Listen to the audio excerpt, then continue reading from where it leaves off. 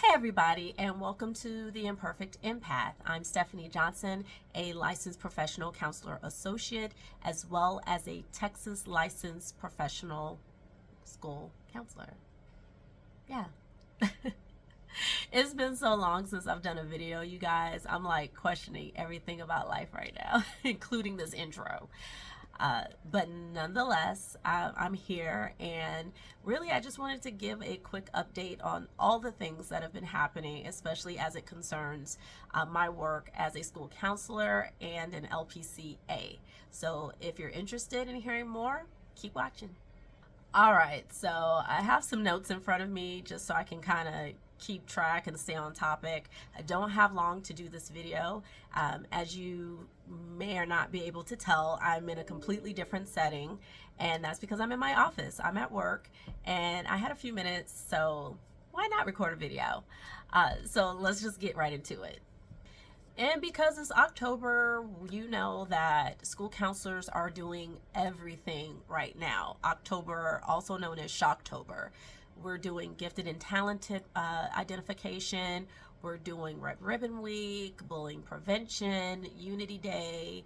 We are gearing up for the holidays, which is such a big deal, especially being at a Title I school, just because we want to make sure that all of our families are taken care of. We partner with Toys for Tots, Backpack Friends, some of the local businesses and community partners, so we can give out gift cards, Christmas trees, turkey dinners, the works. We really try to take care of our families. With the holidays comes behaviors. I'm pretty sure counselors across the nation are going to start to see an uptick in behaviors come November and December. We got to remember the holidays are not that fun for some of our families who are in more challenging situations. If anything, is more stressful because families are wondering how they're going to provide the kind of Christmas or holiday experience that their kids are expecting. They're also probably stressed about money, maybe work, maybe someone's been laid off, maybe there's been a death in the family, maybe an anniversary of some kind is coming around and the family is just not really looking forward to that. So all those things have to be considered when we think of, our kids and the increased behaviors that they're having. So with increased behaviors, we also have increased threat assessments. I talked about this in a previous video. I talked about how the state of Texas and other states around the nation have really started to crack down on being able to put support systems in place and preventative measures in place when it comes to students making threats against the school, against themselves, against other students. We're just not having it. We're not having it. It was always a part of our infrastructure when it comes to discipline and managing behaviors, but now they're really throwing the book at us on this. Heads will roll, jobs will be lost, and I don't have time to lose my job right now. So we're like doing our due diligence in a major way, and for some of our families, they're really excited about that. They're feeling safer, their kids are feeling safer. But we've gotten pushback from some families who have thought maybe oh, it's really not that serious. My student didn't really mean what he said when he said it. I don't think my kid has the ability to harm anybody. Yeah, until we're on KVUE News and they are investigating something tragic that has happened. No, not happening. Not on our watch. So all that to say, I've been busy. I've been very busy. On top of all those things that I've been doing in my day job as a school counselor, I am also a licensed professional counselor associate. And the last time we all kind of checked in, I was talking to you all about how I was planning on balancing and managing my schedule. I'm glad that I did start to take clients over the summer because it gave me a chance to practice and figure out kind of my flow and what kind of clients I want to work with versus what I want my schedule to look like. And initially, when I signed my contract with the group practice that I work with now, I had committed to doing 10 hours a week. And later on, after I was brought on officially, they kind of sat with me and said, hey, we know that you have a full-time job as a school counselor. We're going to set our expectations accordingly. We're not going to ask you to do that if you're not in a position to do it. And so I've been, working within my means. Even my supervisor sat down with me and said, hey, I want you to be able to advocate for yourself and say when enough is enough. Like, this is not going to work out. Or maybe my schedule is crazy right now. Maybe I need to shut down referrals for just a moment. I'm not taking any more new clients. So I've been doing that. And I'll be honest, initially it was not easy because I'm so used to being a school counselor, and in the public school, or I guess I should say in the public education setting, we're so used to being so accommodating and trying to meet everyone's needs in whatever way that looks like. And in the private sector, it's like, no, we don't do that. We set very clear boundaries and say, hey, I can only see you on these days. This is the only time that I have available. Oh, that doesn't work for you? I'm so sorry. Let me refer you to another counselor that may have a bit more flexibility in their scheduling. This may sound really like, duh, of course you would say that. Of course you would do that. But again, like, my mind is just blown because us school counselors, you can relate. We are constantly accommodating and being so flexible. And one of the words that we love to use is pivot. We're going to pivot. When something throws us a curve, we're going to pivot.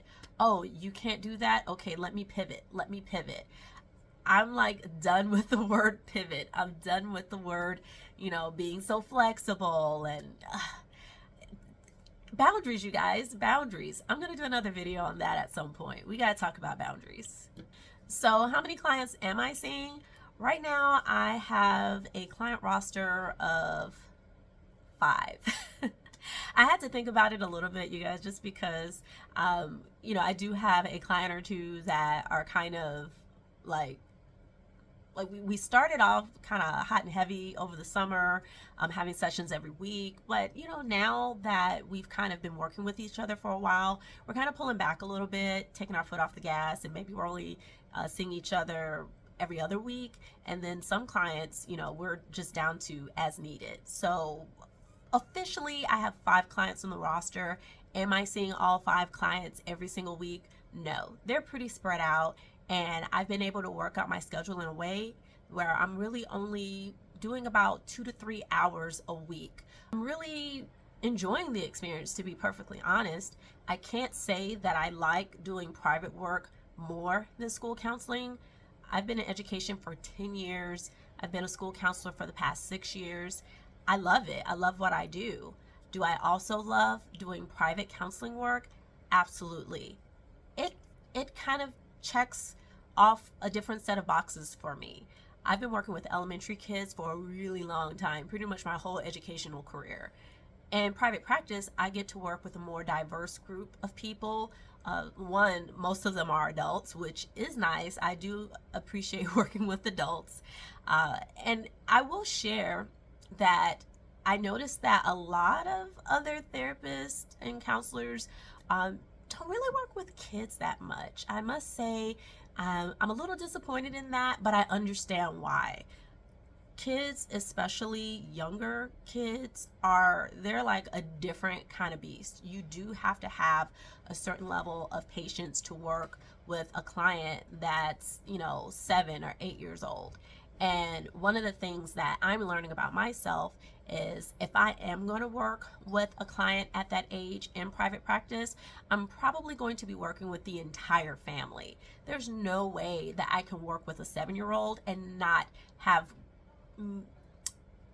be able to have conversations with both parents. And I say both parents because you may have a parent bringing a child in and maybe they're the guardian and they're shared custody, or there's various reasons why a kid that young is being brought in, but even here in the school counseling world, I see parents dealing with a lot of custody issues and the kids are struggling, so they'll usually end up being referred for counseling.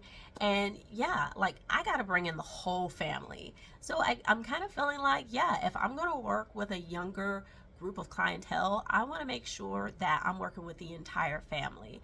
And that in itself can be a challenge, you know, family dynamics, um, attachment styles, things like that. I mean, it's a lot, uh, but I'm open to it. I'm absolutely open. Another thing that I'm really excited about is that I may finally get on an insurance panel. Why is that so exciting? Well, as an LPCA in the state of Texas, you are not allowed to be on any kind of insurance panels until you have completed all of your field hours. I still have I have less than a year left before all my hours are completed. But even once hours are done, a lot of these insurance companies want to see that you've had so many years, you know, post getting your hours. They want to see that you have all these years of experience. So it kind of leaves you in a predicament because it's like, okay, a lot of people want to be able to use their insurance. Now, granted, you can do super bills. I think I may have talked about super bills in a previous video. I'll have to go back and see. But a super bill is pretty much a receipt that details why the client is being seen, the services that are being rendered, and then that is submitted to the insurance provider. So while super bill is an option, it's kind of like a last resort for clients, and I have yet to have a client to agree to that. They're kind of like, oh yeah, okay, that's good to know, and then they go somewhere else because they're like, I'm not doing private pay. And that's completely fine. I mean, it's pricey, it's expensive, it's not something that everyone can afford to do. I have insurance, I use my insurance. That's what I pay for insurance for that reason. Now, we do have clients who are just solely private pay. The clients that I see, the 5 that I have, they are private pay. And they are either on a sliding scale or they pay the full amount because they make above the required monthly gross income to qualify for the sliding scale. And I'll be honest, initially in my mind, I'm like, no one is going to pay me so many dollars an hour just to seek my expertise. This is where that whole imposter syndrome pops in because, one, you know, I am a licensed professional. I went to school, I did the appropriate testing, I passed. Like I am a licensed professional. But for some reason in the back of your mind, you're still kind of like, but who wants to talk to me? Who wants to, you know, who's going to trust me with their mental health needs? It is so silly. It's so silly to even doubt yourself in that way. But I mean, it happens. It happens to the best of us. But the good news is that, yes, there are people who trust in my expertise and my experience, and have actually started to see results in their lives. So I'm excited to see that the work that I'm doing is meaningful and it's effective. Last but not least, the last point that I wanted to touch on is future endeavors. For some people, the ultimate goal is to transition out of public education and to do private work. I'll be honest, I still want to be a school counselor. I enjoy it that much, and I don't know. Now I do realize that elementary school counseling is not where I'm going to end up. I'm probably going to transition at some point either to middle or high school. I don't know when, I don't know how, but why do I feel like I'm about to sing a Little Mermaid song? I don't know when, I don't know how, but I know something's starting right now. Y'all know that one? Part of your world? I digress. But I'm going to, at some point, make a decision on when I would like to make that transition. A lot of it has to do with my daughter and my family dynamics, and just making sure that I'm in a position where I can still balance all these things. Yes, I want to advance as a professional in school counseling and as a private therapist, but I still have a family to consider. I'm still a mom, I'm still a wife, I'm still me, and I want to have time for me and do the things that fulfill me and fill my cup so that I can come back to you all and do this work. I will say that something that I have been really looking forward to is being able to do more public speaking. Yes, I have caught the public speaking bug. I never would have considered myself for doing much public speaking, but I don't know. I guess it makes sense. I used to be an onstage performer back when I was performing, singing, and playing guitar. So I do feel pretty comfortable in front of a crowd. I do feel comfortable speaking to people, but the subject matter has changed. You know, once upon a time, I was singing and, you know, writing songs about love and heartbreak and all of that stuff, and about social issues and being socially aware. And now I get to stand in front of people and talk about things that I'm passionate about, like community connections and parents being really supportive of their kids and their mental health needs, and just, you know, helping people become more comfortable with the idea of supporting mental health and whatever stage of life that you're in. So a mentor of mine encouraged me to submit a proposal to present at the next ASCA conference. ASCA standing for American School Counselor Association.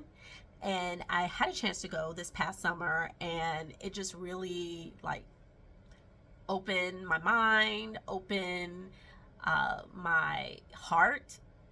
That's not corny, is it? It opened my mind and it opened my heart. But it really did, though, because I feel like at some point I was kind of stagnant and not really knowing where to go or what to do with all this. But going to the conference really like recharged me and energized me and connected me to all these other professionals who were doing the things that I want to do. And I got to see it live and in action, and I just took that and said, okay, what do I have to do to be there or to do that thing?